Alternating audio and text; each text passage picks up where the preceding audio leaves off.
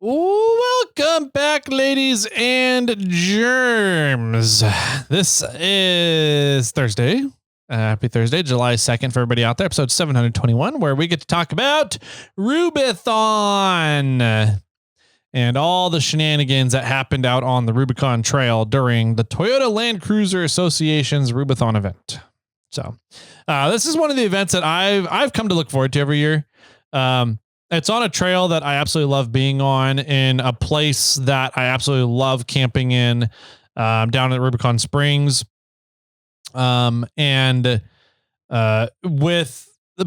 kind of weird because it's a Northern California event.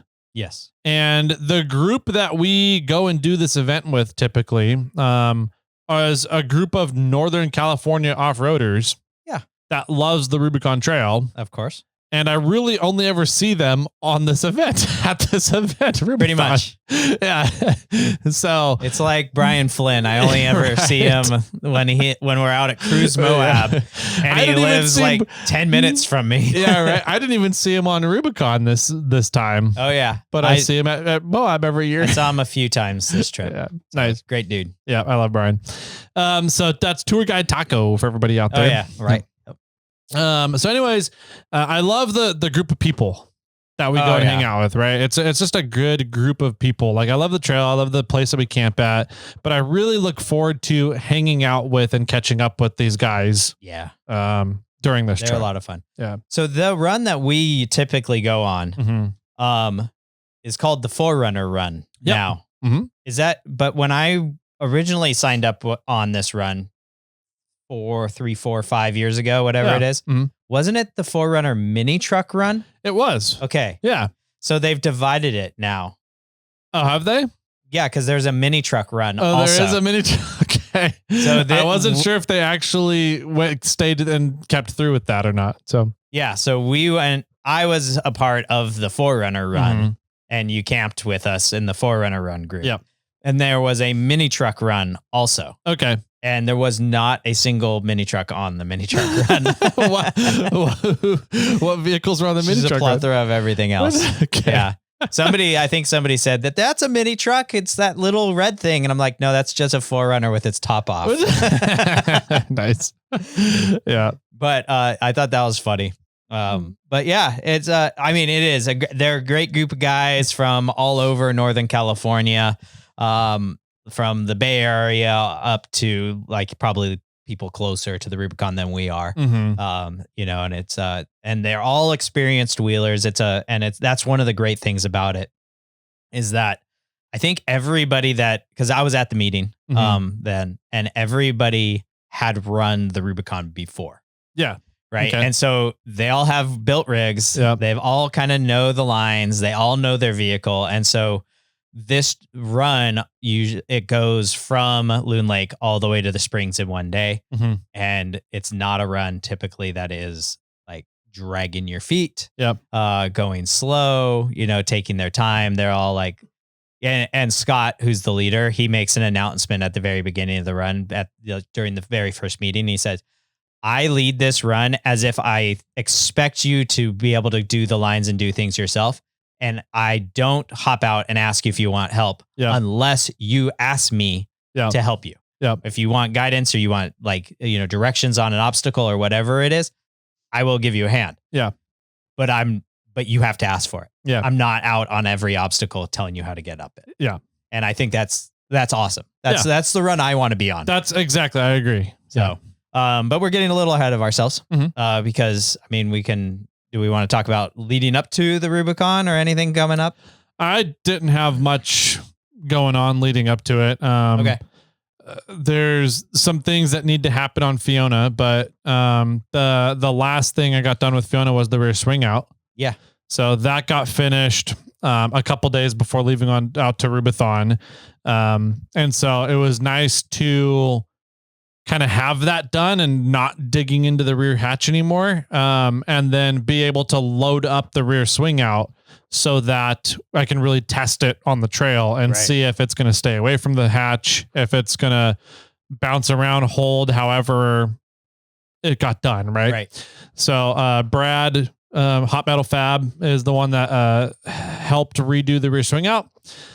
Set up the Molly panel on it, finished that up finally. So the rear swing out is now kind of at the spot where my brain was envisioning it to begin with.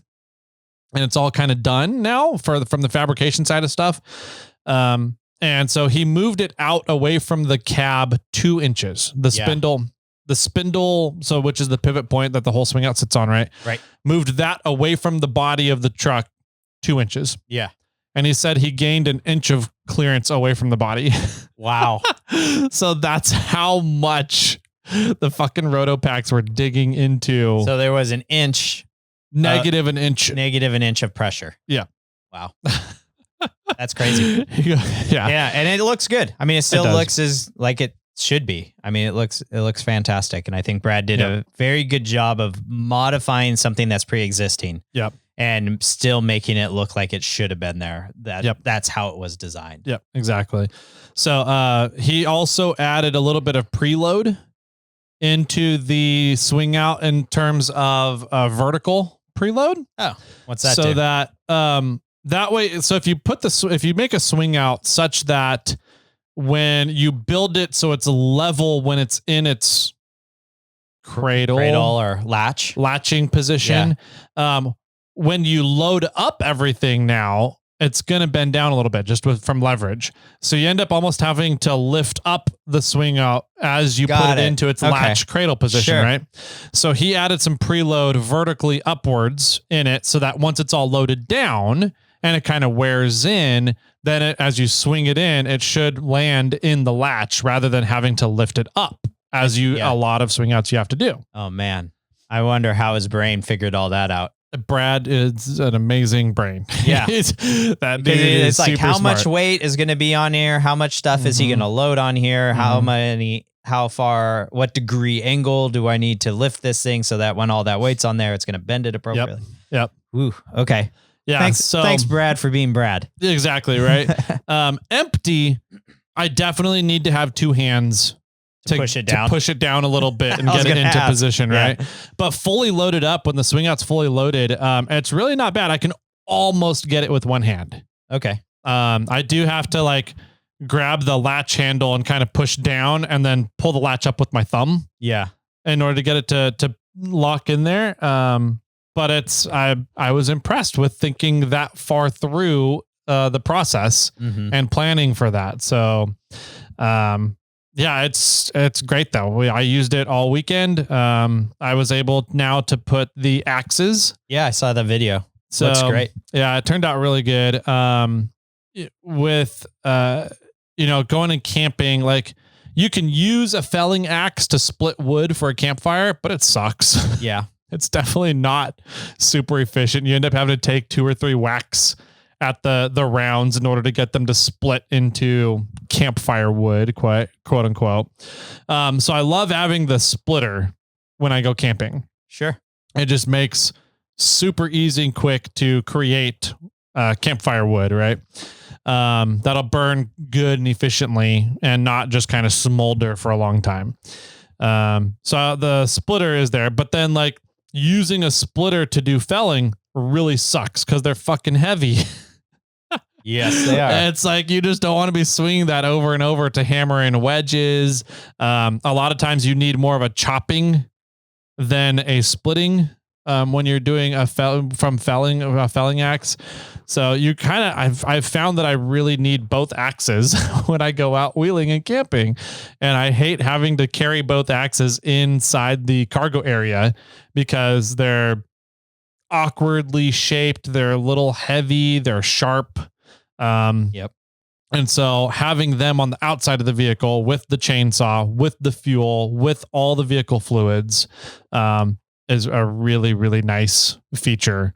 And they stayed nice and secure. They never moved the whole weekend, which was nice. Good. So I was curious how the bungee elastic things hold up. I was curious how those were going to work too. I really wanted like a solid billet thing to hold everything in. Yeah. But now that I've kind of gotten to use those little bungee mechanisms, I like those better. Okay. Because they hold everything in tensioned. rather than like a billet thing. You're not gonna be able to tension in onto unless it's custom made. Yeah, exactly. It's custom made. I didn't want to pay for and make a custom made thing for it. So it's twice the price of your axe, if not more. Exactly right. Per holder. Yeah. So those little bungee things are great. They are, I think, $20 for 2 of them. Wow. So I got the 4 of them for $40. And they are set up to flange to a molly panel system. They also have a bolt that goes through, so you can put it and bolt it into something, whatever. So I'm pretty happy with those. They turned out really good, and they hold the axes steady. The axes never moved, as far as I know, throughout the whole weekend. Cool. And it turned out really good. So yeah. I was pretty much alluding to the fact that Prime Day happened, and you were supposed to be leaving and meet up with us at the Thursday. trailhead, but because you guys got slammed and you had some of your employees out at different events. Yeah. Tyler actually had to work. Yeah, I had to go and stay in and help get orders out the door. So I was had in to production. go to production and use his hands. Yep. Not his brain. Exactly. Yeah. So Tyler actually was delayed a day. I was. So he was supposed to meet up with us at Loon at 7 a.m. But Thursday. Yeah, on Thursday, but actually ended up wheeling in down Cadillac on Friday. Yep. So my plan changed. I didn't go all the way through the trail. Yeah. Which I was still going to come through the trail because I got a phone call on Thursday saying that somebody needed an FJ40 rear axle shaft for a semi-float FJ40 30 spline short side. Correct. And so I went and found one. And it was at the Spider Lakes parts cabinet. Yeah. The RTF parts cabinet. Can we talk about that for a quick sec? Yeah. We've talked about it before, but if you guys have any old used that are still good pieces of your truck laying around, Jeep, whatever it is, donate it to the RTF property, the RTF company, because they have storage lockers kind of hidden throughout the trail. I guess there's like only 2. There's 2. Yeah. And they store a bunch of parts there. So when somebody breaks on the trail, they go through the storage locker, see if they have it. And then it's right there. It's just, you need to go get it. You need to walk there or have somebody drive you there to go grab it. And then you have your spare part or your replacement part right there. So it's really a cool thing that I think they sell it as like normal price. A new item is like if RTF had to purchase the item from Napa or whatever, they sell it for retail plus I think 10 or 15% markup, and that 10 to 15% goes into a donation to RTF. Correct. Right. It's not like going to somebody's pocket. Right. It's going right into a donation for the trail. But if it's a used part or used part, they do mark it down below retail pricing. I'm not sure what percentage. I'm sure they have a scale based on how good of a part it is. Sure. In what condition it's in. But yeah. But my point is that if it's brand new, somebody bought it, they mark it up a little bit and give a donation. If it's donated to them, they still sell it, but that money is a donation to RTF. They don't it's not it's not going back to any individual or anything. It's just going back to RTF so that they can continue to do good stuff for the trail, which is a really cool program. So if you have any used stuff laying around, donate it to RTF so that they can sell it on the trail, use it on the trail, help somebody out on the trail, help them get off the trail. And then the money that comes around to that just goes right back to RTF. Yep. So we were out on the trail. Well, let me back up a little bit. Okay. Because you're jumping ahead to Friday and I still have Thursday to talk about. Okay. Which Thursday wasn't too crazy. I woke up at an early hour for me, but a decent time. Got on the road about a little bit before 5 in the morning, had to stop off and get some gas. I drove up to Georgetown, got gas, drove up. I drove Bobcat on the road.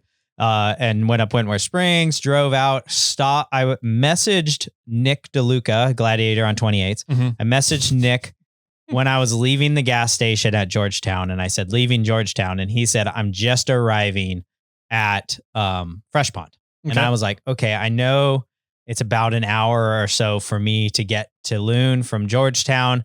kind of Uncle Tom range. I think it's 45 minutes on Uncle Tom's and like an hour plus from Georgetown. So like we're right about the same schedule. Yep. And it's about an hour plus from Fresh Pond. It's about an hour 15 from Fresh Pond to Loon Lake to the Spillway. And it's about an hour from the Whartons in Georgetown to Loon Lake Spillway. Right. Yeah. So I putted. Like I wasn't full.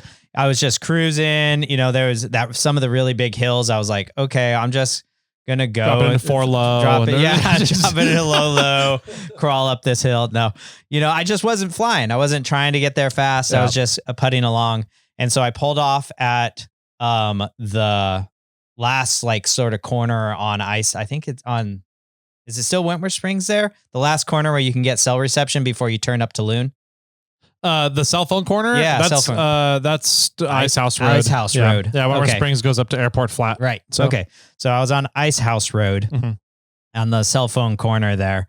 And I was downloading some music because I got my new phone and it didn't have any of my music downloaded to it. And I was sending a message to the assistant saying I'm at like last place I'm really going to have cell phone reception, you know, have a good day. I love you. All that jazzy stuff. And Nick passed me right there. And so that's how close we were. Yeah. And the timing. And then I got a message. I didn't ever checked it, but I got a message from him later because I met up with Lee and Lee has Starlink and it was like, are you okay? We just passed you. I waved and you didn't do anything. and we were out on the trail and I was with Nick. I was like, yeah, I'm fine. Why do you ask? You know, like, oh no, that was from hours ago. So anyways, downloaded a little bit of music, drove into the Spillway, met up with everybody. I pulled all the way ahead, kind of farther up past the kiosk kind of area and parked just to kind of be out of the way. And then Scott wheeled in and he pulled up right in front of me. And then I was talking to Scott, who's leading the Forerunner run. And he was like, I'm like, hey, I'm not like part of your run. Like I never signed up for your run, but I just wanted to cruise with you guys. I'll just be behind whoever's anchor or caboose or whatever. And just put along. He's like, yeah, man, you can come in, do whatever. Like you're good. Like we don't have to worry about you. Yeah. Metal Cloak was out there. They had a booth at staging and they're giving out coffee and some like Danishes. Nice. And talking to people. And they had their 4th gen Tacoma out there with their links and things and control arms and all the stuff that they're doing for the 4th gen Tacoma. I didn't realize they were going in deep on the 4th gen Tacoma. Yeah, they're trying to make a splash in the Toyota market, I think. For them. Yep. So if you guys have a 4th gen Tacoma and you're thinking about doing a lift of some sort, go check out Metal Cloak. They do some fantastic stuff. Yep. So it was great to talk to. I think it was Chris was out there. And then they had, there's some other guys who are listeners of the podcast. Sorry, I forgot your guys' names. Should write some of this down. Yeah, I'm really bad at writing stuff down. That were helping TLCA Rubithon and they're handing out pamphlets and things right at the kiosk. So then Scott did his whole talk about, you know, here's how the run's going to go and blah, blah, blah. Let's get ready to go. So then I walked up and wrapped up my Morph Lake gear and threw it in the back of the truck. And he's like, Jimmy, you ready? I'm like, yeah, but I'm just going to be in the back. He's like, no, just follow me. Let's go. I'm like, all right. So I left the kiosk, wheeled up the hill, wheeled down the hill, started to go through some of the rocky sections on the other side. And then there's this like really nice tree camping area. And Scott from Portal Pros was there. Oh, so I pulled off and said, I'll catch up later, and went and talked to Scott for a while. Yeah. Talked to him for a little bit until I really didn't hear any motors revving. And then I was like, well, it sounds like they're through Gatekeeper, so I'm going to take off. And then I went up to Gatekeeper and there was Ken. He has a 1st gen Forerunner, an 85 Forerunner, a really clean build. He's the original owner. And then there was Steve from Power Tanks there, and they were both working their way through Gatekeeper. And then I came up and putted right through it with them. So that worked out perfect timing. It's like I delayed by having a good time talking to Scott and then wheeled on. And so he was on the mini truck run. Oh, okay. Yeah. And he was funny because he said, the Forerunner run sounds like the people that don't mind waking up early. The mini truck run sounds like the lazy people that just want to get a little later start. Okay. Because they both go from the Spillway to the Springs in one day. It's and mini truck is supposed to start, I think, like an hour later, something like that. It was 9. Oh, that much later. Yeah. Okay. Like an hour and a half, 2 hours. Yeah. And so it's just the people that want to sleep in a little more get to do the mini truck run. That would be me. Yep. Yeah. So that was kind of funny. So No real problems wheeling in. Somewhere I picked up Davis, who's one of the media guys from Power Tank, and he rode passenger for a little while. And then we caught back up to people, and he jumped out and jumped into one of the Power Tank rigs. And yeah, it was a pretty uneventful drive in for the most part. When we got to Little Sluice, I threw on the Morphlate trash bag. Oh, I went through Little Sluice. I did. Okay. I did the box. Uh-huh. Nobody did the box. There was one guy that sort of started, and then he got off camber, and then and then backed up and went to the right up the ledge. That's there. The bailout. Yeah, the bailout, and everybody went up the bailout for the most part, except for Power Tank Steve. Okay. And then they ate lunch right there on the slab. Oh, okay. Yeah. Nice. And I went through the box and ate lunch in front of them. Okay. Yep. And so took my Power Tank bag off my Morphlate bag, trash bag, put it on the rig, ate lunch, threw all the stuff away. Mm-hmm. I realized at that point that I was leaking a little bit of power steering fluid. Not very bad, but it was still leaking. So I was like, well, and it was when we got back, right? I like made my lunch. I went up to talk to everybody, hung out there. They're like, okay, let's go. And when I went to hop in, I was like, there's a puddle of something, like a little bit of a puddle on the ground. And so I was like, what is that? So then I looked into it, and it was the power steering fluid. And so I was like, ooh, okay. Where was it leaking from? At that point, I didn't know. Okay. And so I was like, well, we're going to get to Buck, and we're going to take a pause at Buck. So I will deal with it then. Okay.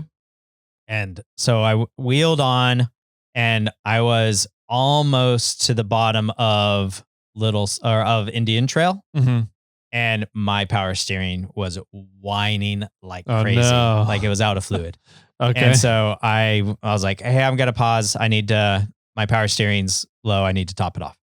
So I hopped out and looked in my fluids box, and I don't have any ATF. Really? Or power steering fluid for that matter. Okay. But I use ATF throughout the system. I didn't have any ATF. I'm like, what the heck? So, I radioed the minivan on 28s, the Gladiator, Nick, and I was like, hey, Nick, you got any power steering ATF?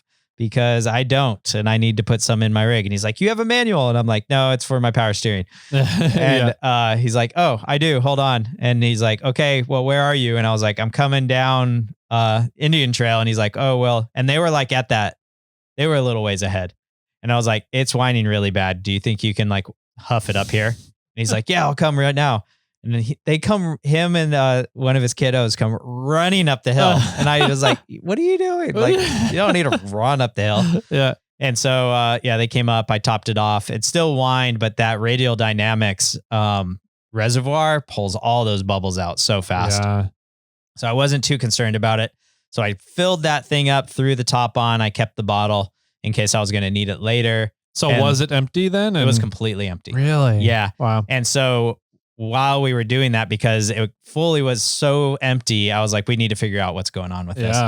And the very top nut, the preload nut with the one that has the screw top, the very center top nut on this power steering box. On the box. Okay. Yeah. Okay. Was loose. Very loose. Lee had that happen in Big Sluice a couple of years ago. Yeah. Okay. And so one thing that's kind of funny is because I have a redhead box, and redhead boxes say, don't touch this nut. No matter what you do, don't adjust it. Yep. Right?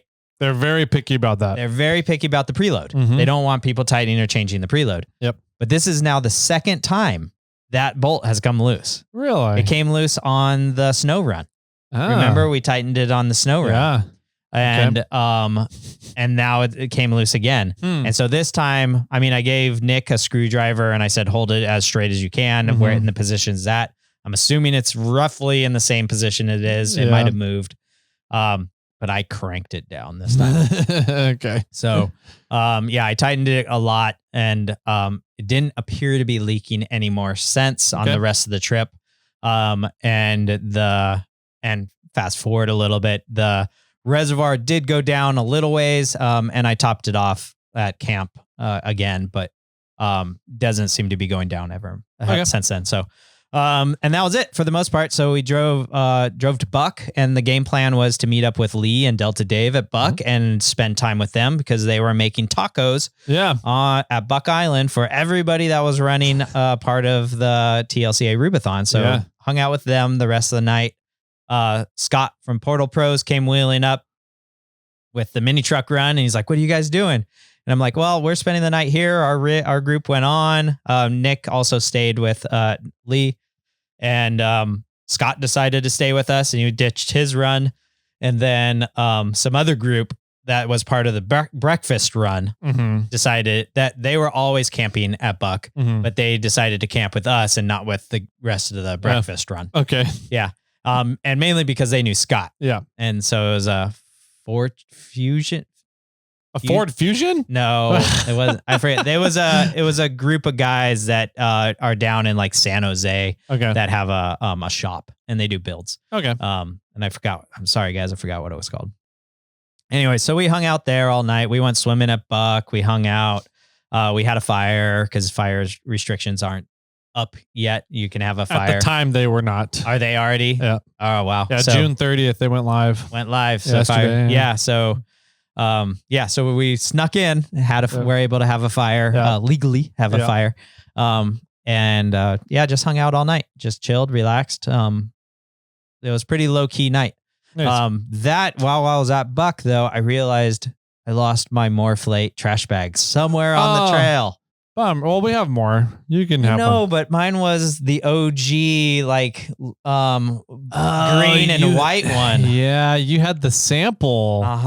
Okay. The one Bummer. I know. I'm pissed. Well, I liked it because it wasn't. I love Morphlate. I love everything you do, but it wasn't so in your face about that it's an MFer bag. It was subtle. It was subtle, yeah. And so I'd like to be able to support. I mean, it was still the neon green bag. Yep. If anybody saw it, they probably knew what it was without needing the damn logo. Yeah. But the logo was still on there, but it was subtly on there. So I kind of liked that. I like things like that. I don't know why. Okay. Even like when I put the damn SnailTrail4x4 stickers on my rig, I'm like, it's way too bold. I love it. You know, and I'm like, I want something subtle. I like it subtle. Like I wanted you to look at it and be like, oh, there's a design on there or whatever. But somewhere between, I like bold in your face. I know. Somewhere between Little Sluice and Buck, I lost the damn trash bag. I put my trash in the trash bag, and then I dropped the trash bag somewhere on the damn trail. Yeah, I'm pissed. I'm pissed. Two reasons. I'm pissed that because I lost that cool bag, that rad bag that was almost one of a kind. I think there was a few made. I don't know. There might have been like 2 or 3, but it's like 1 of 3 or something. Second reason is I'm pissed is because I trashed the Rubicon. I dropped trash on the Rubicon. So hopefully somebody found it. Hopefully somebody picked it up and is using the bag and took the trash out. So that it was a great night. Our game plan was to wake up fairly early to try and beat everybody out of Buck. And not get stuck behind anybody. We're a pretty decent wheeling group. And so that was sort of the plan. And we packed, like, our game plan was to be out of there at 9, and all of us were up early, like with the sun. Yeah. And it was like 8 o'clock, and we're kind of like looking around, and we're like, are we almost all ready? And they were like, yeah. And so it was like 8:30. I think we started wheeling out. Okay. And that we were sort of waiting for those group of guys that run the shop, and they were like, no, we don't want to, like, we're going to take our time this morning.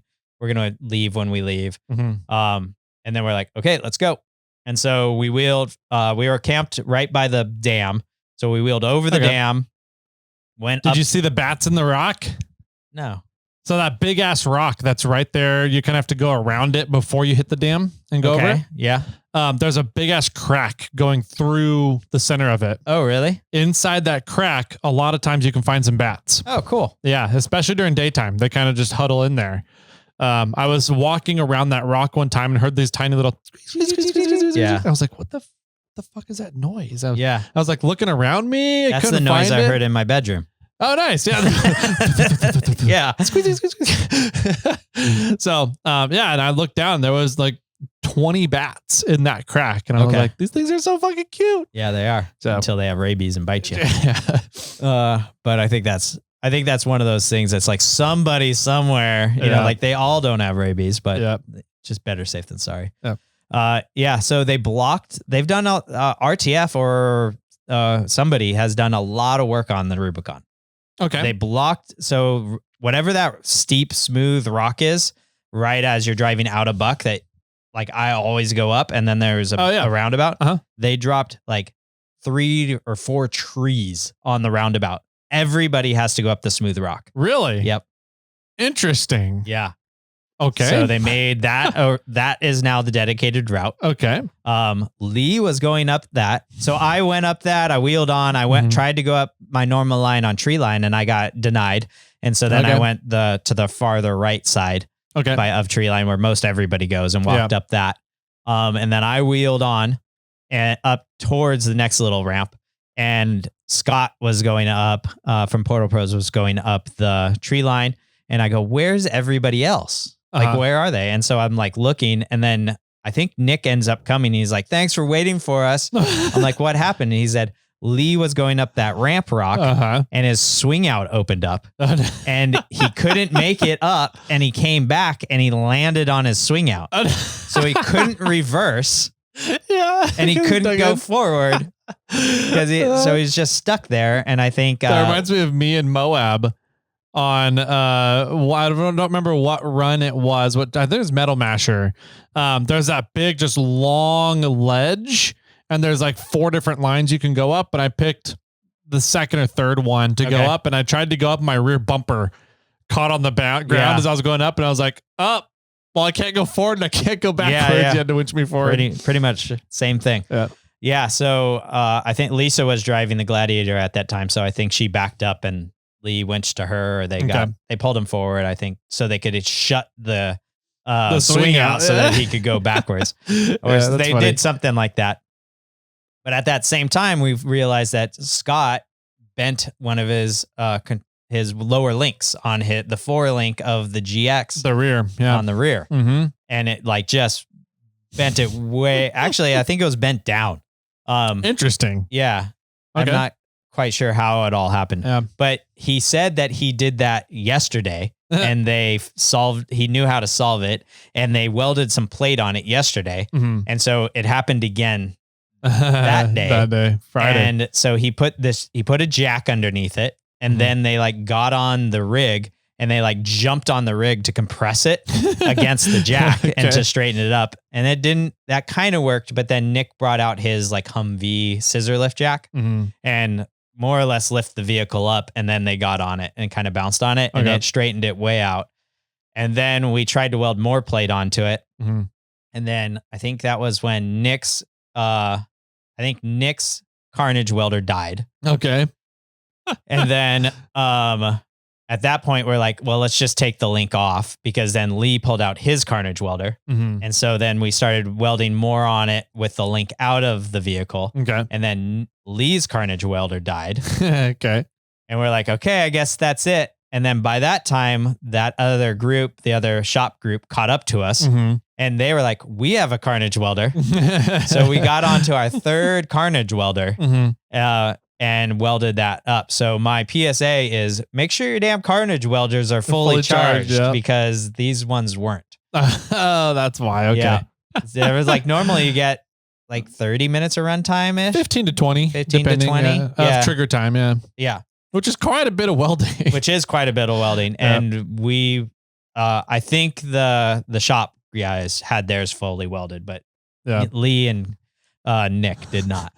Mine was fully charged. Yeah. Good. Yeah. Thanks for helping us out. Anytime. Yeah. So by that time, everybody had caught up with us. A few, the breakfast crew had gone in front of us. Like we spent some time trying to fix this rig so we didn't have a problem again. And so when we took off, now we were in the thick of it. We were stuck with everybody. So when we got to Kaufman's corner, Nick calls it bullshit corner. Which is the fun little sharp corner as you're leaving Buck. All the like 40s and 60s and stuff were stuck in that. And so we got stuck there. And then we let them through, like we got through, and then we stopped at the margarita tree and just regrouped and hung out there for a little bit. And then when we got down to the squeeze on Big Sluice, they were all in there. And then when we got through that, we got through Sawtooth. And then I don't know what the obstacle's name is, but there's sort of like this right-hand turn with these rocks that you have to kind of go on. A really tight squeeze, right-hand turn. And then I have to do a 3-point turn to drop off a ledge that would go driver's side down. It's a lateral ledge in the middle of the trail. Yep. Or you can do a wide swing and there's a V-notch that you can go down. Yep. Right as we got there, about 15 Auburn Jeep Club members were coming up the trail. Or down, whatever way you want to say it. Okay. So the Auburn Jeep Club. I know where this is going. Yeah. And so there was the breakfast crew group of like 8 rigs in front of us. There was our group, which was 5 rigs, I think, total. Okay. And your group, because you were no longer with the Forerunner run. Correct. Yeah. Okay. Right. And it was Lee, Nick, me, Scott. No. Oh, Scott went on. Okay. There was who else? There was you messed me up. There was Lee, Nick, me. Oh, sorry. I was wrong, Scott. I was thinking of first gen Forerunner Scott. Oh, Scott Wilson. There was Scott Portal Pros. Uh-huh. And then there was another one. And I'm totally blanking on who that was. Oh, there was Brian. He has like a 79 series Land Cruiser. Cool. Okay. So there was 5 of us, and then there was the other group, and I'm like, what the fuck? Like, so there's roughly 8 rigs in the breakfast crew, 5 in your crew, and you were still around the 40s as well. That was the breakfast crew. Oh, they were the breakfast crew, the 40. Okay. And so another group behind you. So and then the fusion group, and then eventually there was the 74 weld group back there somewhere. Okay. So we had on Rubithon coming down through that section at that time, 20 to 30 vehicles. Yeah. And there's an AJC group coming in opposite traffic flow of Rubithon, and they know Rubithon's going on this weekend. Yes, they do. I know they know it.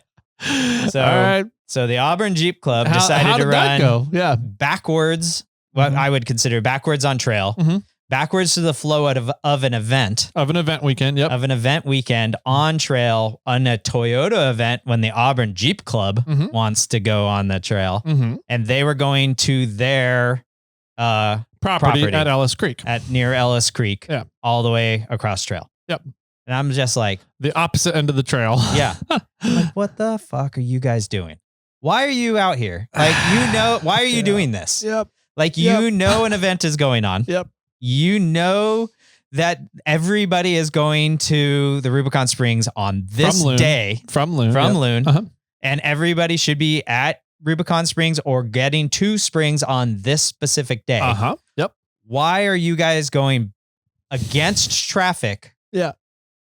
On this day? Why are you out here just to screw with it? Yeah. And if this was the only incident of AJC going backwards to the trail on an event weekend on the busiest day, right? Yeah. It'd be like, okay, maybe they don't know any better, but they do this every time. Yeah. They do it every fucking time. It never ceases to amaze. It never ceases to amaze me. I'm amazed every time that there's an event weekend going on. There's a busy traffic weekend. It's just a holiday weekend, whatever it is, something somewhere, just a lot of chatter about the Auburn Jeep Club being dicks on the trail. Right.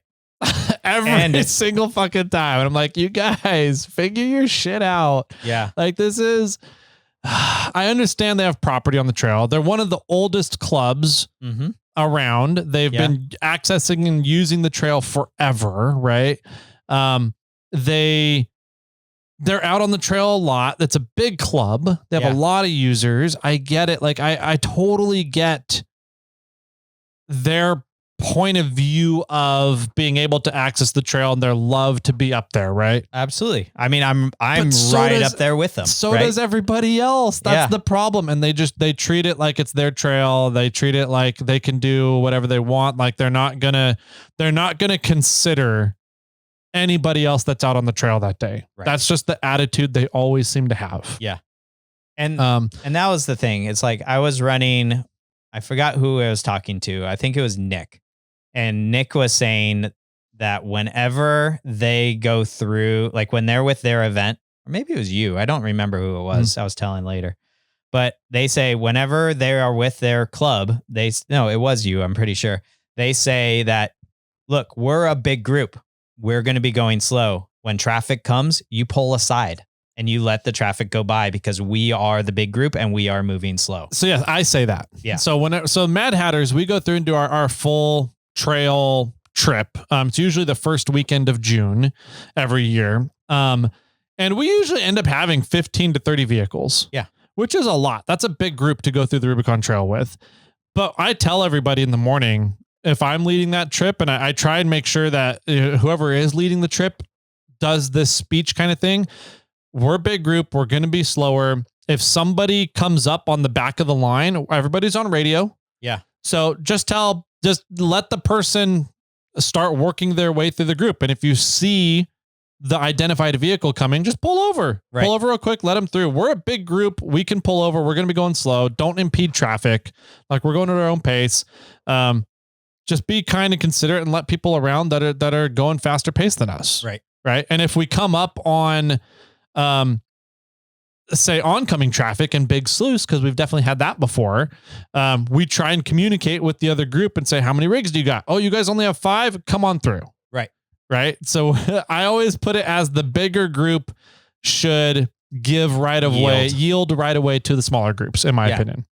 So, and granted, I was never there. I was not at the front of the line, right? I was at the back of the breakfast club. And I think I was in the smack dab in the middle of our group. Yeah. Right. And when I got to the point where I was going to need to drop off the ledge, or go to the, I like taking the V. Yeah. I like going that route. Yeah, you do. The Auburn Jeep Club was just starting to come up that section. And the breakfast group was stopped letting a bunch of them through. So I think the Auburn Jeep Club had clear sailing until they hit the breakfast club in property line. Okay. And I think the breakfast club kind of stopped and got out of their way. Because I think I'm assuming they were almost all the way, that group, or the leader of that group was probably all the way through property line. Okay. Which, like, they can do as they should, or they did, or whatever. But the thing was that they should have just said, how many rigs are with you? And then told their group to make room in property line to let those 5-8 rigs get through. I mean, there's not a whole lot of room for 12 vehicles. You can barely get 2 vehicles out of the way in property line. Well, but if they are not just out of property line, you drop off, there's a bunch of room after the corner, the bottom of property line. Yeah. And then there's all kinds of room in the trees. That section of trail below property line it's pretty narrow. Yeah. And it drops off on one side. I've had, do you know Stuart, black first gen 4Runner with the Mad Hatters? Long hair. He tried to pull over there at some point to let people by, and he almost rolled off the side of the mountain. Right. But after there's a spot where there's a big open area. Further down. Yes. It's not, it's a good, but it's a good ways below property line though. But the thing was, all of Auburn Jeep Club was not through property line. Yeah. Right. There was still a chunk of it down below. Anyway, regardless, we all figured it out, but we had to shimmy to make room. I had to back up so that Lee there was Scott behind me. And then I think Lisa was driving the Gladiator, was behind that. And so we had to make room for I went down the ledge, and I think Scott and Lisa went through that obstacle so that they could start moving through the trail, so that they could pull over or make room so that then we could get out of that way so then they could continue going up the trail so that they could clear property line so that then the breakfast group could start going down. Yeah. So it was just a huge traffic jam. Yeah. Because they brought a group of 15 vehicles. Yeah. All in one group too. Like that's another argument. It's like, if you're in a group, try to divide your group up and space yourselves out. Yeah, it seems to be like a good spacing amount coming down the Rubicon trails, about 6 vehicles. Beyond that, more than that, it becomes a big clusterfuck when there's a traffic jam, right? What we like to do in the Mad Hatters, we've learned, is we like to send one vehicle just out ahead. Yeah. One vehicle stays 15 minutes ahead of the rest of the group. And that way you can go through those pinch points like property line, like Sawtooth, like Big Sluice, like Cadillac, right? You can send one vehicle ahead and then just stop traffic and be like, all right, there you've got, we got 10 rigs coming up. Sorry, we made it here first. Let's just hold on here. And I'll radio back down and we'll see if we can get a breaking point. Like in your guys' case, you guys had 20, 25 vehicles, but you're split up into like groups of 4 or 5, 4 to 8, whatever it was. So like you could be like, okay, AJC, hold on. We've got a few people on property line, a few people on Sawtooth. Let's just get those through property line. Then you guys can come up. There's big clearing right before property or right after as they're coming up. There's a big clearing there. You guys can park and get there. We'll get our 5 people that are in Sawtooth down. We'll hold the people behind. You guys can then come up Sawtooth and it would be nice if AJC was split into groups of 5, 3 groups of 5 for their 15 plus rigs or whatever it was. And if they would like get out to try and talk and work it through rather than just driving up the trail and being like, get the fuck out of our way. That would be really nice too. Yeah. So granted. Yeah. And right below that Sawtooth, that corner, whatever that corner is called. I mean, everybody was off.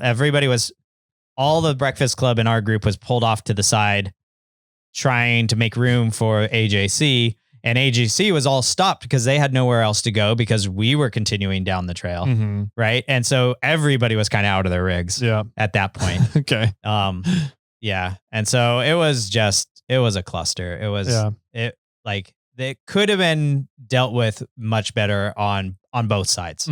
Right. But I just don't understand why Auburn Jeep Club was going backwards through the trail on an event weekend. Yeah. Well, I know why they were doing it. But they're just doing it to be assholes. Yeah. And having a Jeep Club run backwards through a Toyota event. So, and I don't know. It just was rude. It was just rude. I mean, that's what it was. Yep. They could have done it. You could have organized things better to better work for the trail instead of yourself. Yep. Yeah. So anyways, after that, it was smooth sailing all the way into the Springs. And that was Friday. And so we got there. I wheeled up to where the rest of the Forerunner run was. We camped, hung out there.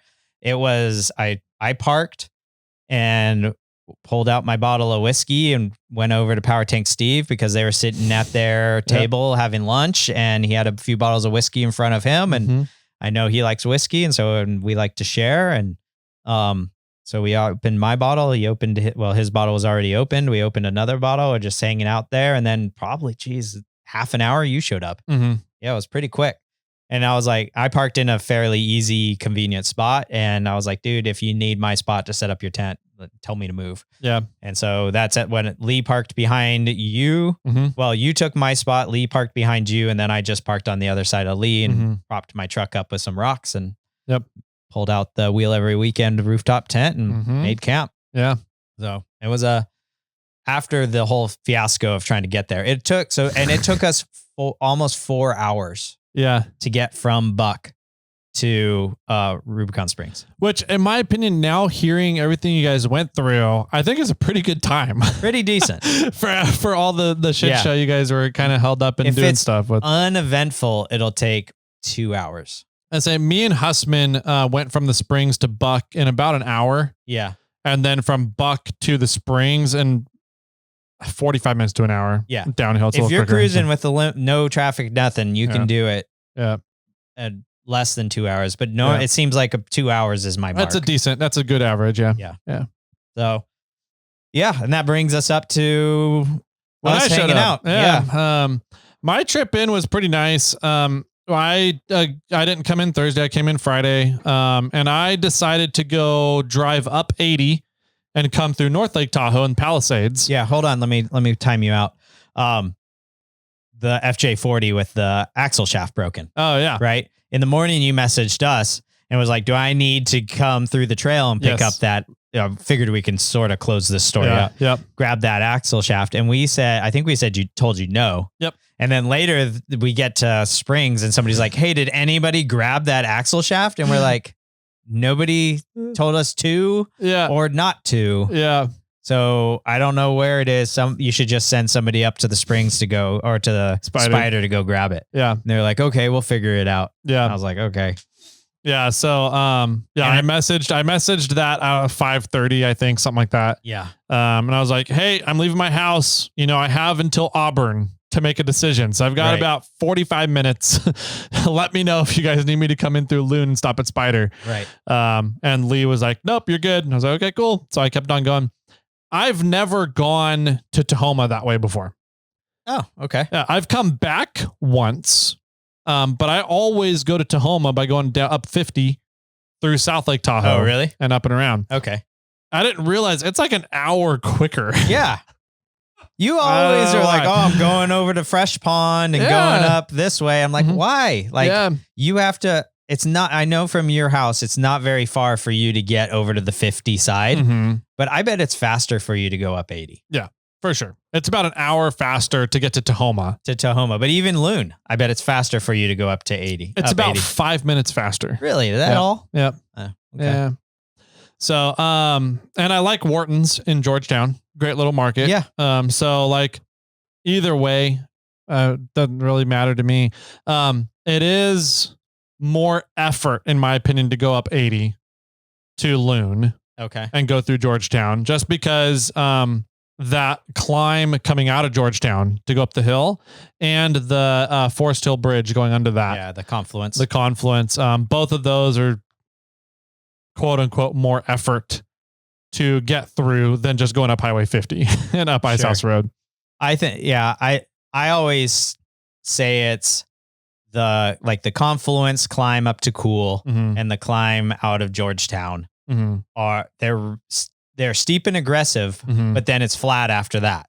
Yeah. Right. Yeah. And whereas the Ice House is just a long, continuous uphill. Yeah. Right. So it's like, would you rather get it all over with quick? Yeah. Or would you rather like have this, a longer stretch of climbing? Yeah. That's the way I've always kind of looked at it. Yeah. Cause that's the way it's way faster for me to go that way than go over to 50 for sure from my house. So it's the route I always go. And people are always like, I can't believe you tow up the confluence. Through the confluence. Yeah. And I'm like, to me, I'm like, I've never gone. I don't think I've ever towed up Ice House. So it's like, I don't know what the difference would be. Yeah. But it's not that bad. So it's really not bad towing through the confluence. Coming down's worse. Yes.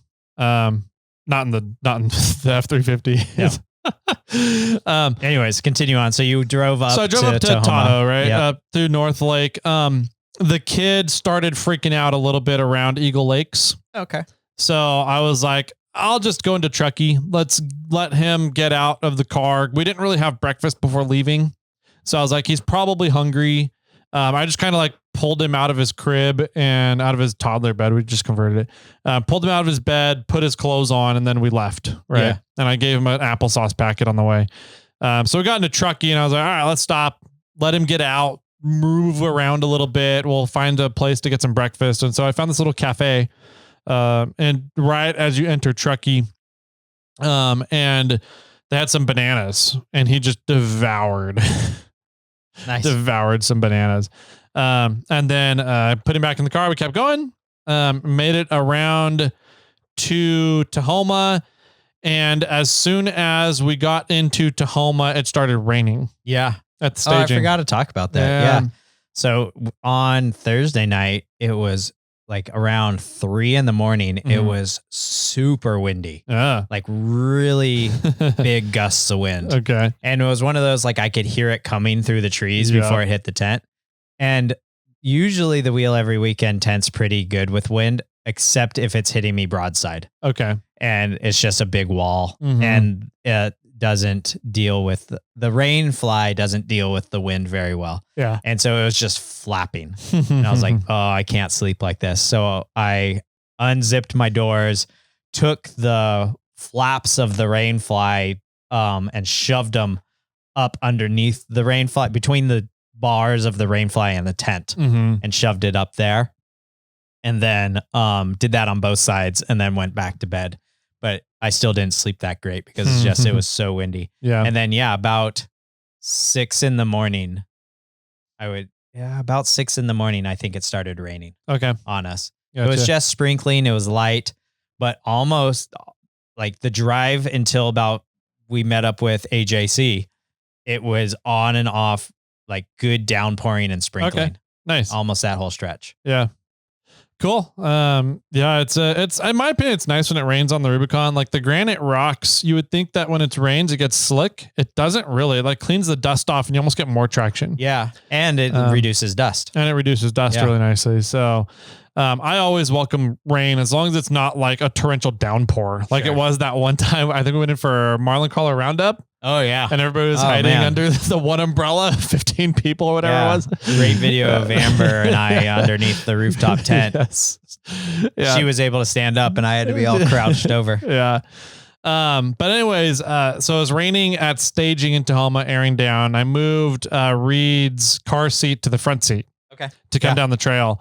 Got everything aired down, stuff reorganized in the vehicle. And then took off down the trail, and it was 11:30 when I left staging. And last time I went down the trail in Fiona, that section of trail, I had the secretary with me. And so, it took us about an hour and 40 minutes to get from staging to observation. Okay. So not too bad. No, decent pace. Yeah. The fastest I've done it in Kermit, pushing it, was about 45 minutes. Okay. 40 to 45 minutes. So an hour difference. About an hour difference. Yeah. So this time I was like, I don't have the secretary here. She's the one that complains about bumps and the jostling of the vehicle. You have a child that likes it. I have a child that likes it, right? More bumps, daddy. Yeah. And so I was like, let's just cruise at a comfortable pace that I'm comfortable with, but not pushing it in Fiona. Not being aggressive. Not being aggressive like I do in Kermit on that section of trail. And I'm like, let's just see where I end up. And I started thinking about it. I was like, what is a decent pace where you're going through that section of trail and you're able to keep a good pace, but not be an asshole to anybody else that happens to be going through that trail. Sure. That section of trail. And I'm like, I think an hour to an hour, 15 minutes from staging to observation is a good pace where you're also not running the risk of coming around a corner and head-oning somebody, right? Sure. And so I was like, okay, well, let's just go. So what I did was I just did the 228, the 2.3 gear. Yeah. In Your the transfer low. case, my first low, and then locked the transmission in first gear. Oh. And just kind of cruised at that pace. Okay. And so it wasn't really pushing the vehicle, but I was just cruising, right?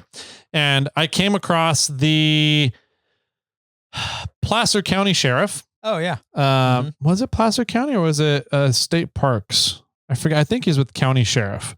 Well, the county sheriffs, Placer County sheriffs were down with us at different guys. Oh, then it might have been Parks. No, it was the same guys. The red beard guy, right? Yeah. Yeah. So it was that guy. So that was the Placer County Sheriff. So, he's a listener to the podcast. Oh, cool. Yeah. So hi, sat there and talked with him for 10 minutes or so, 5 to 10 minutes, chatting about just random stuff. And then said bye to him and kept on going down the trail. And then I ran into Richard. Oh yeah. FJ80 Richard. Yeah. So you ran Pritchett Canyon with him in Moab. Yep. I ran Pritchett Canyon with him the following year in Moab. And then every time I've run into him a couple times now out on the Rubicon. And every time he's like, where's Jimmy? Yeah. I was like, he's in the spring, should be in the Springs by now. I don't know. So I talked with him for 5-10 minutes. And then continued on my way. I made it to observation in like 58 minutes. Oh, not bad. which means you would have beat your 45 minutes if you didn't talk to people. Yes. If I didn't stop to talk to people, I would have beat Kermit's pushing it time. Wow. And I was just cruising. I was not trying to go fast. Yeah. And I was like, oh, okay, maybe that was still a little faster than what I would deem is an okay pace to go through there without being a risk or an asshole to other people. Let's put it this way. I was going very slow on my way out, for reasons that I'll talk about in the future. But from observation to Tahoma took me an hour and a half. Okay. And I was going very slow. Okay. There you go. So, and I'm on Leaf Springs. Yeah. Yeah. So anyways, I thought that was interesting, kind of running that experiment and seeing the result of it. So that was nice. Once I got to observation, the other thing that kind of threw me off, I'm going in on a Friday midday. Yeah. On an event weekend when everyone's trying to get to the Springs. I don't think I'm going to hit any traffic. I came across 15 vehicles coming out. Wow. And they're all Toyotas. Okay. So Richard was coming out. He said because he'd been there since Monday, he likes to go in the days before Rubithon. And he goes, once it started raining, I was like, I'm out of here. I'm done. Yeah, So sure. I'm guessing that there was other people doing similar things. They just didn't want to be out over the weekend in the rain, which is too bad because the rest of the weekend was gorgeous. Yeah, there was no rain at all. So anyways, came across 15 people roughly coming out. Yeah. Which was way more than I thought it was going to be. But when I got to observation, there was a group from Jeepers Jamboree at observation. Okay. And 15 rigs, Probably roughly. the same group. No, couldn't have been. Yeah. But 15 rigs roughly at observation. And I got there and I was like, hey guys, anybody else coming or anybody else down or coming out, coming up, coming down, whatever. And they're like, we don't know. We just got here and we haven't heard anything on radio traffic about anyone coming down. And I was like, all right, I'm not stopping them. I'm going to go. Yeah. I'm going to roll the dice and head on down. Cause usually if a big group is coming up Cadillac, the big groups just go slower, right? Oh yeah. So you would think that if there's nobody right behind them, that you might be able to make it down in time before somebody else hits Cadillac trying to come up. Right. So I was like, it sounds like that group was coming down anyway, right? The group at observation? Yeah. No, they just came up. Oh, from Auburn Jeep Club? No, Jeepers Jamboree. Oh, Jeepers Jamboree. Yeah. Thank you. Okay. Yep. So they had just come up Cadillac and just had gotten observation. I was like, well, all right, I'm going. I'm going to take the time. Sure. Shoot on down. So I made it down Cadillac in 10, 15 minutes. Yeah. And got to the bottom, didn't see anybody on Cadillac, which was really nice. That's nice. Yeah. As soon as I got to the bottom, you're kind of coming through the creek section before Springs. Yes. There was a group of about 12 to 15 Land Cruisers coming up to Cadillac. Towards Cadillac. So I pulled over, let them all go by, and then continued on to the Springs. And I heard, so the Tahoe high-lows were in staging at Tahoma to kind of take care of the bathrooms because they oversee the bathrooms and staging. Was chatting with them a little bit and they said, yeah, we'll be right behind you. I've met up with them later in the Springs. They were like, man, we thought for sure we would catch you and we never found you. And I was like, Is that who the guys were that came and talked to you when you parked on the slab? Yep. Okay. Yeah. So that was the high lows. And they said they got caught by that group of Land Cruisers. So they were like just hitting like the waterfalls at the top of Cadillac as they hit the Land Cruisers. So I was like, well, that sucks, but I'm glad I made it down. There needs to be some sort of street light on Cadillac. That would make things way safer on Cadillac. Yeah. Like just that section from the hairpin turn to the top of the waterfalls, there's just no room. There's no way. I did it one year where I came down and got below the V-notch, the V-Rock, and there's a little bit of a clearing right below V-Rock. And I just parked up on the side of the hill as best I could in Kermit and hung out there for like an hour while I waited for traffic to come through. Yeah. But like, it's only enough room for one vehicle there. Like I still, knock on wood, I haven't been on Cadillac in a massive traffic jam going both opposite directions. Right. Yeah, I cannot imagine. I don't know how it would work. I don't. So, Yeah, I got lucky, but the Tahoe high-low guys got stuck in the oncoming traffic coming down Cadillac. So. I think what you said earlier about sending one person through, in my opinion, it's the best way to do it. Is the best thing. Send one person, just have them boogie on through and then radio back to everybody, either once they get through or once they find out that there is traffic. Yeah. You know, and they don't need to get all the way up to observation. No. Because once you get past those waterfalls and there's like a little rocky section, Yep. like, or that big corner that I have to 3-point turn. Once you get to there, you can stop traffic easily for people coming down. Yep. There's turnoffs and options and things. So yeah, from that point, I think that is where, I think that's how that should be done. Yep. So, came on down, no problem. I pulled into camp. Pretty much Nick came walking out. He was out at the entrance to camp area there. Yeah. And he comes up and he goes, "We just got here like less than 2 minutes ago." It was a little more than that, but yeah. Well, I was sitting out there talking to Nick and Lisa and Lee and everybody before I came and found you at the whiskey table. Okay. So. Yeah. Well, I saw you pull in before you pulled into the camping area. I was sitting out there talking with them for 10 minutes or so. Okay. Yeah, before I pulled in. Wow. Okay. Yeah. So, because I went and told Nick and Lisa that they could have my spot too. And they're like, "No, we're good here." Okay. Yeah. So, pulled in and then met up with everybody in the festivities. Yeah. So, yeah. I thought the event was pretty good. It was very low attended this year. It was like maybe 50% attendance. Seemed weird, Yeah. but I had a great time at the event. I thought the event went, from what I saw, because I did have to leave early. The event ran really well. I participated in the rock crawling, RC rock crawling competition. Yeah. So, hey buddies at Vanquish, I might need some gear, some stuff so I can win the rock crawling competition. I say I got second in the rock crawling competition. Okay. Scott from Portal Pros actually won. Okay. But technically Nick DeLuca of Gladiator on 28's got second.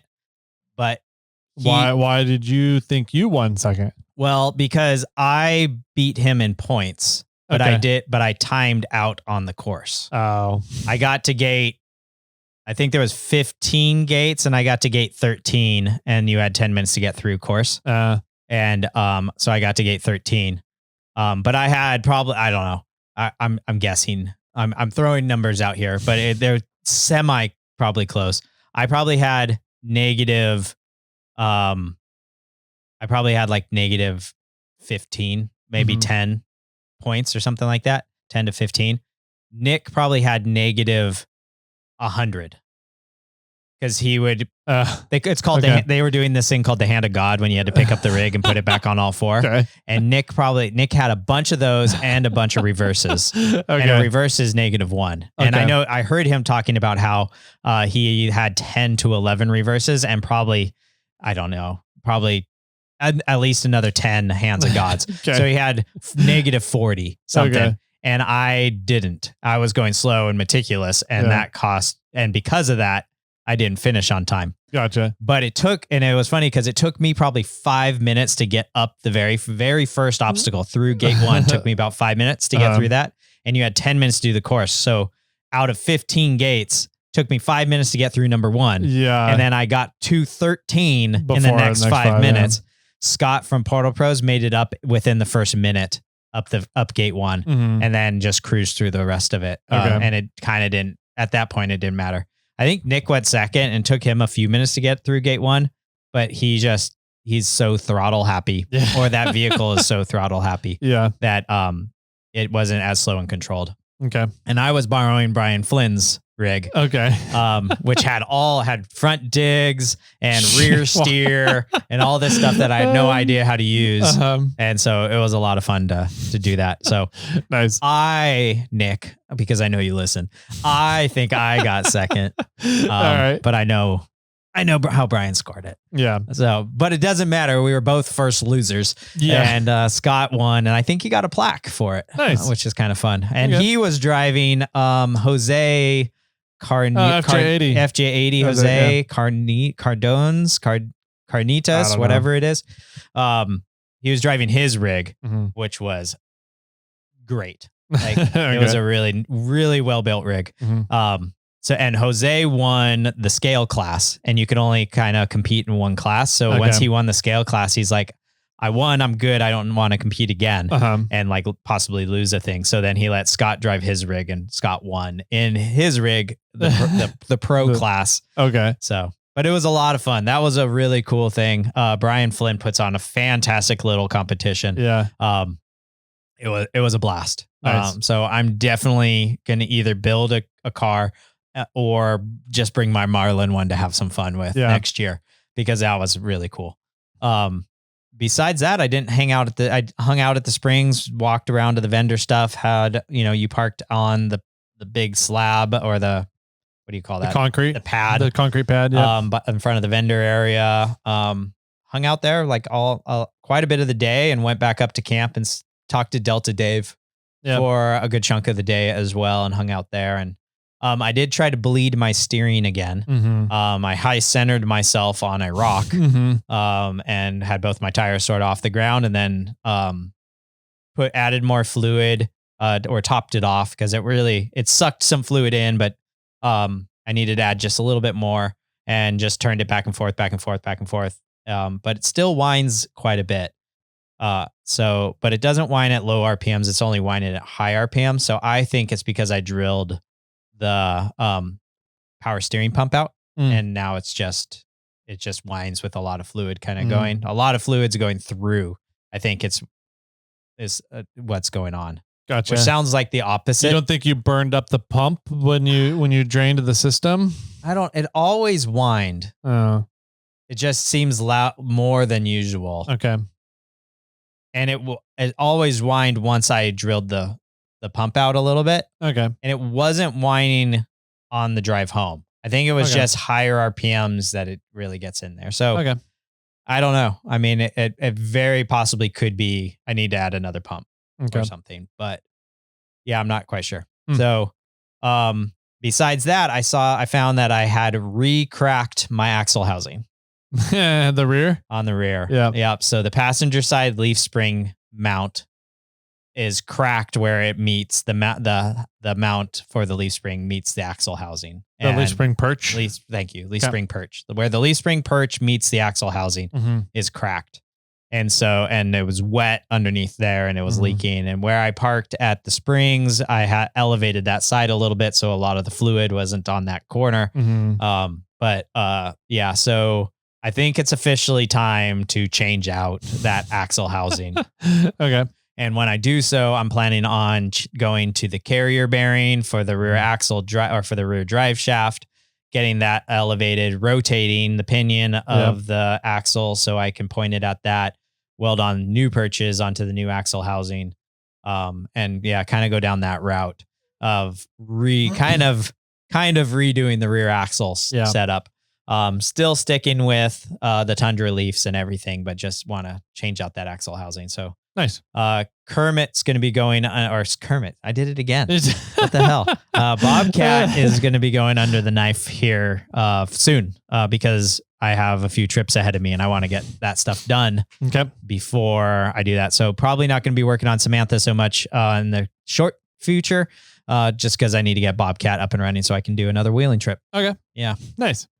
So anything else? I mean, I left everybody was sort of sitting down, prepping for, the raffle and dinner. It was like 4:00 ish. Okay. I went around and said my goodbyes to everybody. It took me like half an hour or 45 minutes to say goodbyes. And then I took off and drove home because the mini assistant.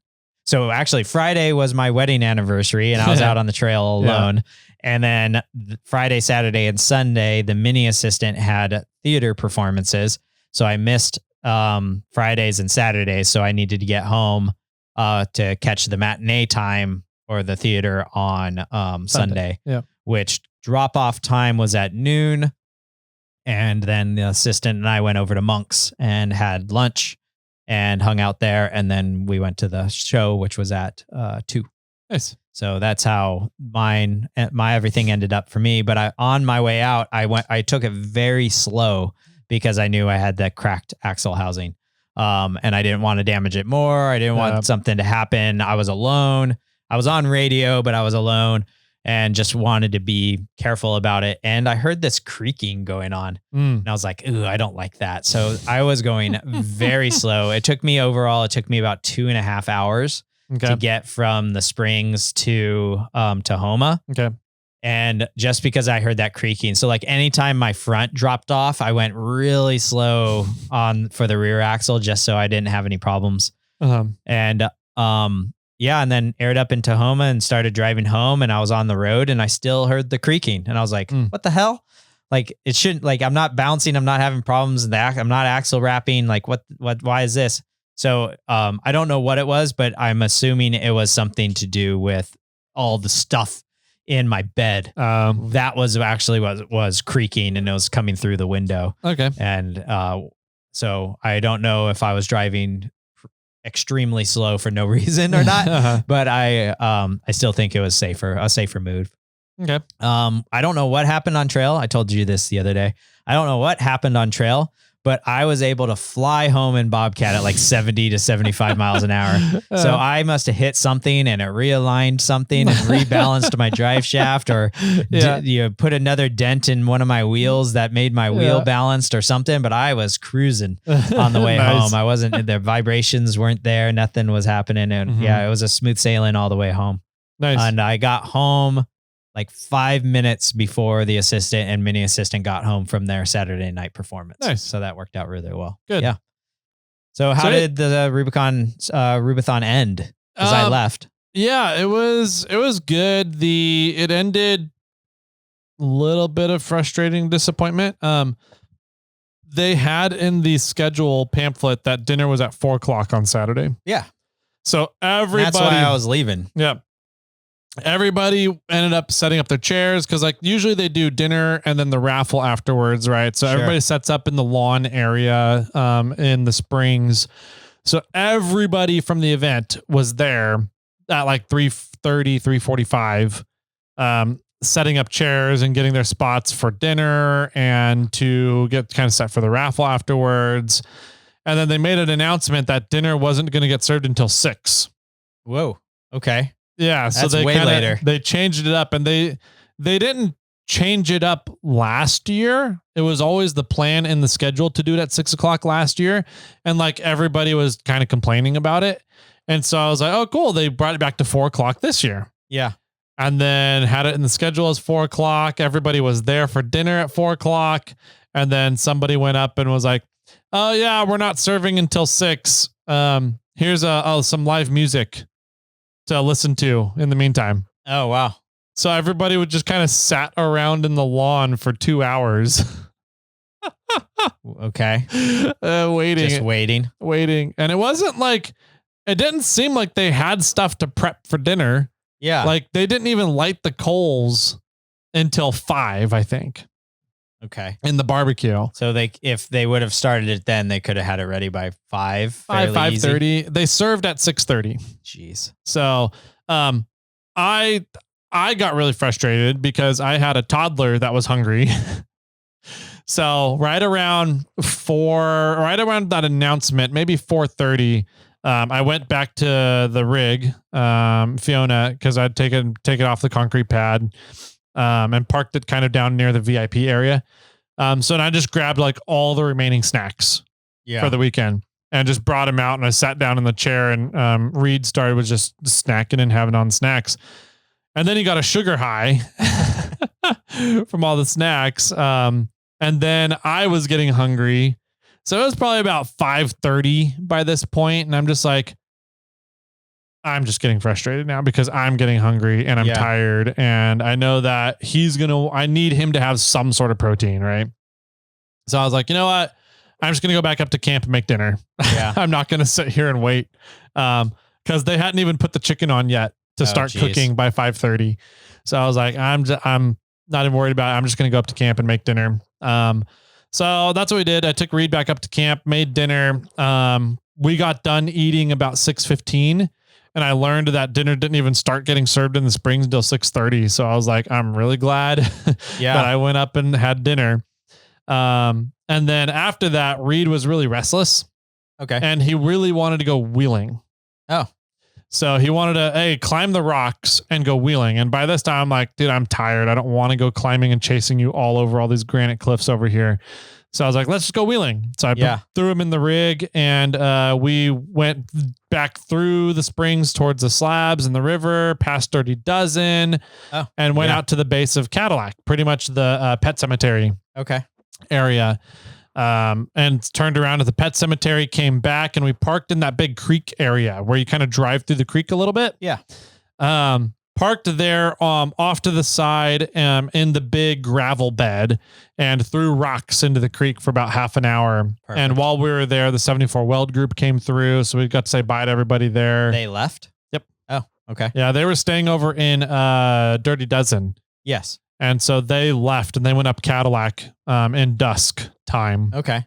Yeah. So when I left, when I was leaving, they were leaving the Springs, and we kind of wheeled out to Dirty Dozen together. And then I said my goodbyes. They left, and I continued up Cadillac. Okay. So I just assumed that they were coming back there to go eat dinner or whatever. Yeah. My guess is they had dinner and packed up. Yeah. And then headed up and out Cadillac. So, once it started getting dark, cause the problem on Friday night was I put Reed down in the tent at his normal bedtime, 7:30, 7:45, but it was still super bright outside. Yeah. So he didn't want to go to sleep until it got darker. So I had to go in there and lay with him. And so I got like an hour nap until it got dark, and he was out and asleep. And that was about 8:45. Yeah. So on Saturday night, I was like, I'm just going to wait until dark. He gets to stay up late. It's a camping trip. It's a special thing. So we ended up wheeling back and went over to Dirty Dozen on our way back, and walked out to the waterfalls to check out the waterfalls. And then got back in the rig, headed back to camp, and I got him in bed. It was probably about 8:45, 8:30, 8:45. Got him in bed, got him to sleep. And then I walked back down to camp because I had to get my chair. Oh yeah. And I figured, like, I was thinking with dinner being at 6, the raffle probably wasn't going to end until 9. Okay. So I was like, this is about good. It's almost 9 o'clock. I'll just head down and finish up whatever's left of the raffle and grab my chair and head back up to camp. And as I was going down, everybody was packing up and heading back up to camp. Yeah. So, apparently Reed won an award. Yeah. For being the youngest wheeler at Rubithon. That's cool. So he got a plaque that Nick and Lisa accepted for me. And I guess they fought for letting everybody know how old Reed was while we were off wheeling. Oh, cool. So I thought that was kind of nice. Ironic that he won the youngest wheeler award while we were out wheeling and playing around. Yeah, right. During the awards. That's perfect. So, he got that. I picked up my chair and everything, brought it back up to camp, and talked with Lee and Dave for about 45 minutes. And then Reed woke up because he was cold, and I was like, he started screaming. So I was like, I'm just going to go to bed. Yeah. So went to bed, woke up in the morning, had a super kind of lazy morning. But I didn't really know how to pack up, because anytime Reed is able to move around on his own, he was running over to the rocks and climbing rocks. Yeah. Anytime, the whole weekend. And there was multiple times throughout the weekend where I'd be standing there talking to somebody, turn around for 15 seconds, and then turn back around to find my kid, and he's halfway up the granite cliff face. Yeah. I'm like, oh no, got to running over, sprinting across the campsite or across the springs to go get him as he's climbing up a cliff face. So I was like, I don't know how I'm going to pack up. And so, Nick came over in the morning as he was getting ready and kind of slowly packing up. And I was like, dude, I don't know how I'm going to pack up. Like if I leave Reed alone, he goes and runs up the cliff face. And he goes, you know what I do with my kids? I was like, what? And he goes, I put him in the car, turned the car on, because it was cold Saturday morning. There was frost on everything. Oh, wow. Okay. So it got down around freezing over Saturday night. And Nick goes, I turn on the vehicle, get the heater going, and then I put the girls in the truck with their tablets. Yeah. He goes, it's totally cheating, but that's the only way I can pack up. And I was like, huh. Well, his kids are old enough now they can help a little bit. They can help a little bit, but not Reed. Yeah, not there yet. Not yet. So I turned on Fiona and got the heater going, and then sat him in his car seat with applesauces. Yeah.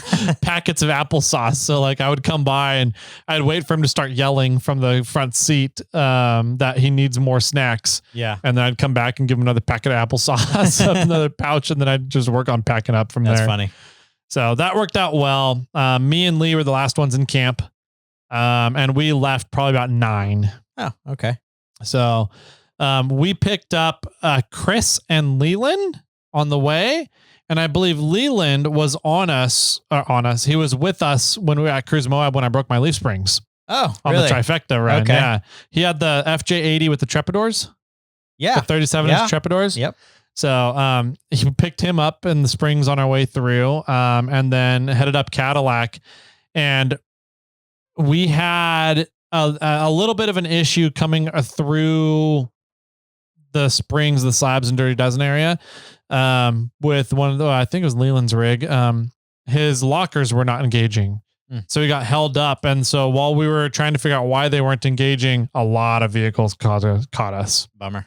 So we ended up behind all the FJ40s and 5 or 6 FJ80s. And then in front of the FJ40s was a group of Jeeps. And one of them was a branded Code 4 LED Jeep. Oh, yeah. Yeah. So I saw Gladiator. So anyways, we ended up behind 30 vehicles trying to go up Cadillac. So it took us about 3.5 hours to get from the springs to Tahoma staging. Wow. Yeah. Whatever. That's just a busy weekend coming out of the trail. It's an event. It's an event. That's what you do. So anyways, got out the trail, got to Tahoma 12:30-ish. Okay. And then made my rounds around staging. I found a few people that were Morphlet users, went over and said hi to them. The group that was in front of me airing up, they were having issues airing up. And so I let them, after I was done, I was like, do you guys want to use all my gear? I have it out. I haven't put it away yet. They're like, that'd be great. And so gave them a demo and they were like, this is amazing. Yeah. And then, so I left staging about 2. Oh, geez. So I was hanging out, chatting with people for like an hour and a half. Yeah. At staging. But it was fun. That's fun. I like going around and just chatting with random people and seeing how everybody's trips was and see what people got going on. And then I went up and around 80 and came home and made it home. I don't know what time it was, 5. As I was on the stretch going from Tahoma to, I guess, the Truckee River turnoff. Okay. I could feel that the front end was a little darty again. Oh. So like after we redid the front end of Fiona and we got rid of the dartiness, it was still really sensitive steering because of the steering issues that are going on, but we got rid of the dartiness. Okay. And I felt like the dartiness was a little bit back. Okay. And I was like, this is kind of weird. Yeah. But it wasn't too bad. It was still okay. But once we got to the section that follows the Truckee River up over to Highway 80, it was pretty bad. And that was just a fast, I was able to get up faster at speed to about 60 miles an hour is when the dartiness started getting bad. And I was like, something's going on here. That I'm getting a lateral movement in the front axle. So I was like, immediately I'm thinking panhard bar came loose. Sure. And so I was like, man, that's okay. And there was like a slight clunk too. I could feel a little bit of a clunk. And like when I hit a bump in the road, the whole axle would kind of shake and chatter a little bit. So I was like, a joint. It's got to be a joint somewhere. So I pulled over in Truckee on the on-ramp to 80 and just kind of like took a quick look at the panhard and it was fine. All right. What about the drag link? It's fine. I was like, that makes sense. It wasn't pulling on the steering at all. It was just lateral movement of the front axle. So I checked all the links now. So the lower links and the upper link, those are all tight and fine. I'm like, wheel unit bearing, maybe ball joints. And I started thinking about it. I was like, I don't have steering stops. There's no steering stops on Fiona. That's still one on my to-do list that I have to do. And last time when we fixed the dartiness, Jason was like, dude, your ball joints were super loose. I don't know if you wrecked the ball joints from it being loose, but I highly recommend you get a new ball joint soon. And you need steering stops. Yeah. In order to not wreck the ball joints and loosen them up. So I was like, oh, I wonder if the ball joints came loose again. So I checked the passenger side. It was a little loose, but nothing like bad. Checked the driver's side upper ball joint. And there was a gap of space between the ball joint and the outer C. Wow. Okay. I was like, that's not good. Yeah. And so I checked the nut underneath the C that kind of holds everything in. And the ball joint shaft, the threaded shaft that comes down through the C's, that gets all connected together with the nut.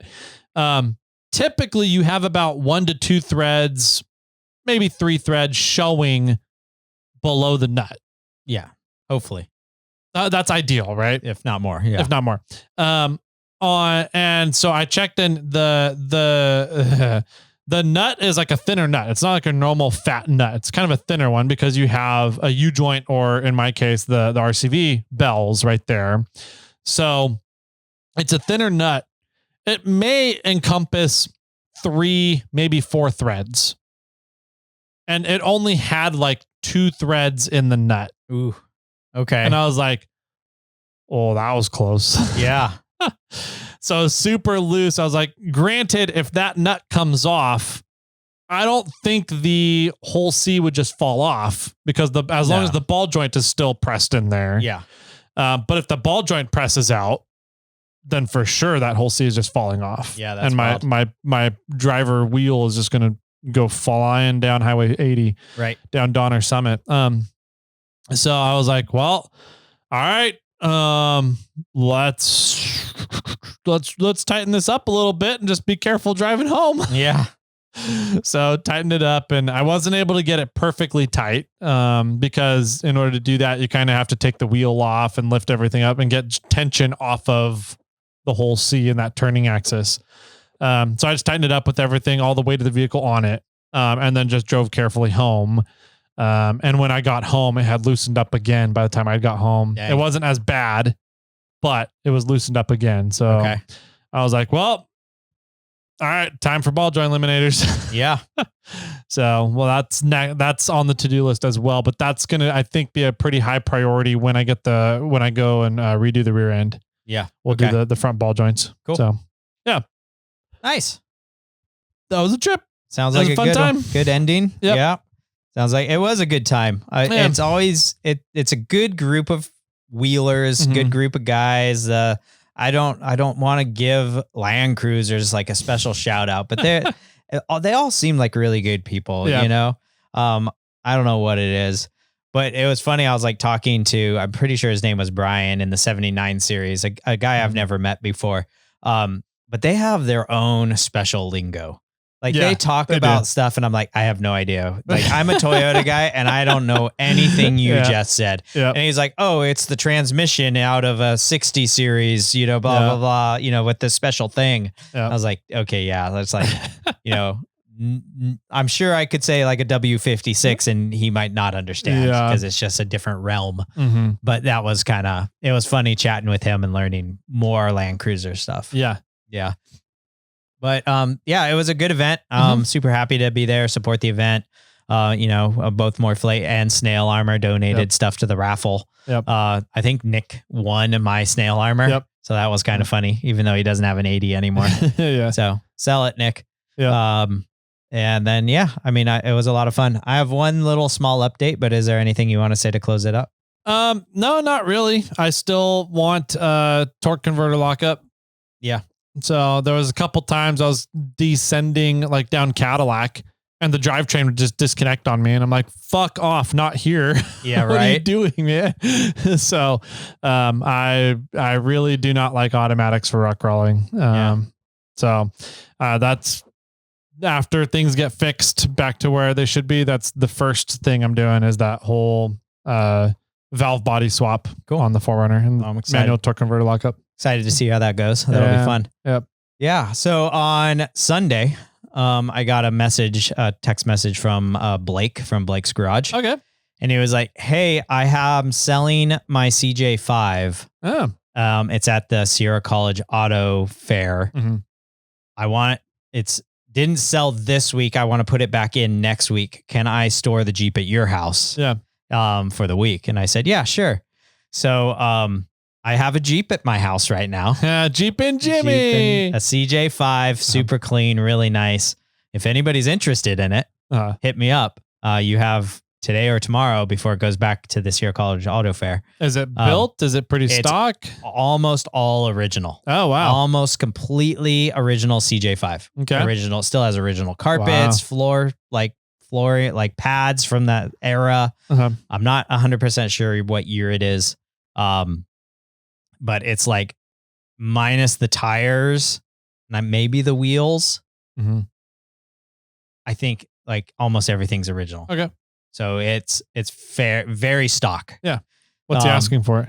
He has it listed for 18,000. Okay. I know he'll take less. He just Sierra College Auto Fair, you mark it high and you hope somebody comes lower to you. Yep. So yeah, but it's super clean. If you're interested, I can snap some photos, or get you in contact with Blake. Yeah. Really easy. So that was funny. My neighbor came down. He was like, "Nice Jeep," and I'm like, "It's for sale." And he's like, "If I brought another Jeep home, like I'd be getting a divorce." Yep. So that was funny. And then on Monday, I changed spark plugs in a Jeep JL for a buddy. Okay. So I don't know what's happening around me right now. I'm like I have a weird rash on my body. Yep. I don't know. It's weird, but I'll tell you to change. And it's probably it's a 2020 Jeep. And it might be similar to like changing spark plugs in my, Tacoma, but it was such a pain in the ass. Okay. Like all the other vehicles I've worked on in my past, spark plugs are easy to get to. Yep. You have to take off the complete air intake system. Oh, what? Yeah. To get to the spark plugs? To get to the driver side spark plugs. The passenger side spark plugs you can get access. Okay. But the air intake system, the whole manifold and everything that takes all the air and injects it into the engine. Yeah. You have to remove that from the top of the engine to access the spark plugs underneath it. And at first I'm like, spark plugs, yeah, no problem. I'll help you with them. Like he's having 6 hours later. He has a P030 code going, I think it was.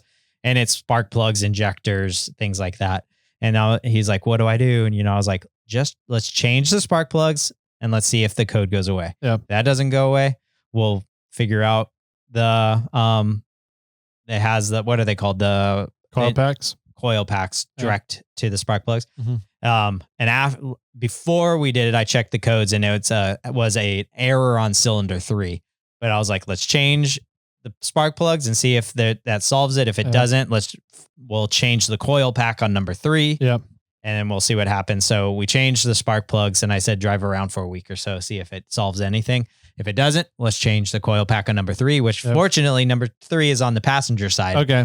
And it will be easy to remove and get. You could also take the coil pack and put it on cylinder, like swap 3 and 5. That wouldn't have been a bad idea. Yeah, and then see if the code changes to cylinder 5. Yeah, that would have been a good idea. Yeah, that would have been a good idea. But yeah, so in the last few days, I've worked on a Jeep and have a Jeep in my driveway. Nice. So I thought that was a funny story to share. There you go. Yeah. Jeep and Jimmy making a comeback. Yeah, there you go. Yeah, not happening. Especially after working on one. You got to wheel a Jeep this year too. Did I? On Mormon Immigrant. Yeah. Oh yeah, that's true. Yeah. Oh, what's wrong with this year? Was that 20? Yeah. Yeah, that was this year. Yeah. Damn. That was after the Snowmageddon, getting all the vehicles off of there. Yeah. All right, Richard from Atlanta. Yeah. If you got a Jeep for sale. There you go. He does have one. Yeah. All right. Well, cool. That does it for today's episode. Yeah. Nice recap of Rubithon, beginning of the month stuff, end of month stuff. So we'll be back on Monday with a fun episode for you guys, and tomorrow with snail mail. Yeah. So, anything else to add or just wrap up the show with today, Jimmy? Not really. I just want to say it was funny cruising with the Forerunner guys. They were a good group. Yeah. They wheel really well. We got to Soup Bowl and Senna in his 88 Toyota pickup. Attempted Soup Bowl and completed it. And I was a little behind because I was waiting for some rigs to come up the trail. And then I caught them like at the last minute, and I start I hit soup ball because they were like just taking off. And I heard Steve on Power Tank Steve come on the radio, and he's like, "Oh, hold on, Jimmy's wheeling soup ball. Oh, hold on, you guys keep going. Jimmy made it." So that was funny. Nice. Good. That's a fun time. Yeah. Well, cool. If anybody has any feedback for us, you guys know where to keep it, where to send it, over on Discord, Instagram, voicemail. You guys can give us a call, 916-345-4744. And we love hearing from you guys. Love the feedback, love the interaction with you guys out there. So send it in. Send in all the communications. Jimmy, what's your final words for today? Oh, I thought that was my final words. You always do that to me. Anything else? Any Sucker. final words? You do it like I get it twice. No, I would say go support an event. Yeah. You know, they're out there typically they're out there for good causes. You know, they're raising money for trails or the groups, or they're donating things one way or another. So I'm not a fan of large crowds and off-roading events like that. But when things go to a good cause, it's definitely fun to go out and support those. Yep. I agree. And with that, my friends, keep crawling.